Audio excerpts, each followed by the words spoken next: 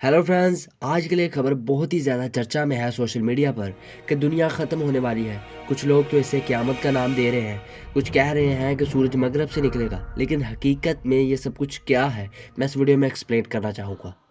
दोस्तों, दरअसल हमारे पाँव से 3200 मील नीचे गहराई में इस सियारे का मतलब कि ज़मीन का मरकज़ यानी कोर वाक़ है। ये कोर दरअसल सॉलिड मेटल से बनी हुई है, जो कि हमारी ज़मीन की निस्बत इस सियारे की निस्बत मुख्तलिफ स्पीड में स्पिन करती है। साइंटिस्ट इस कोर का यानी कि मरकज़ का मुआयना बराह रास्त नहीं कर सकते, क्योंकि हमसे बहुत ज़्यादा गहराई में है।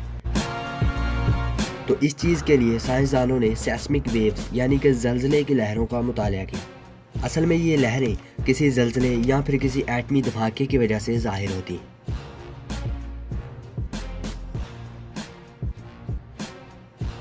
और कुराए अर्ज़ यानी कि ज़मीन की दूसरी तरफ से इनके असरात की पैमाइश की जा सकती है, जबकि हमारे सियारे के अंदरूनी हिस्से से गुजरती हैं। और इन लहरों का मुशाहदा करके साइंसदान इस चीज़ का हिसाब लगा सकते हैं कि हमारी ज़मीन का मरकज़ यानी कि कोर कितनी स्पीड में घूम रही है।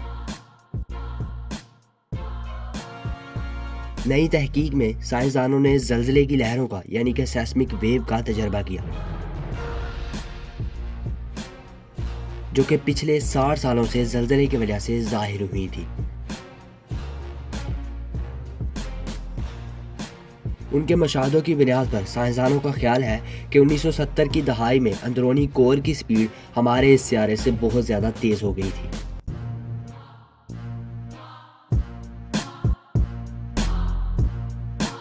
बट उसके बाद ये आहिस्ता आहिस्ता स्लो होना शुरू हो गई और 2009 में कोर की स्पीड हमारी ज़मीन के साथ मुताबिकत में आ गई, यानी कि बराबर हो गई। और अब ये हो सकता है कि ये सियारे की निस्बत बहुत ज़्यादा आहिस्ता घूम रही हो। ताहम ये तब्दीली आर्जी नज़र आती है, लेकिन ये एक बड़े चक्कर का हिस्सा है।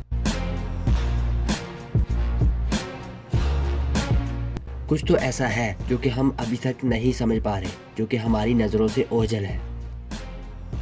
ज़मीन के मकनातीसी मैदान यानी कि मैग्नेटिक फील्ड पर इसका कोई बड़ा असर नहीं पड़ेगा,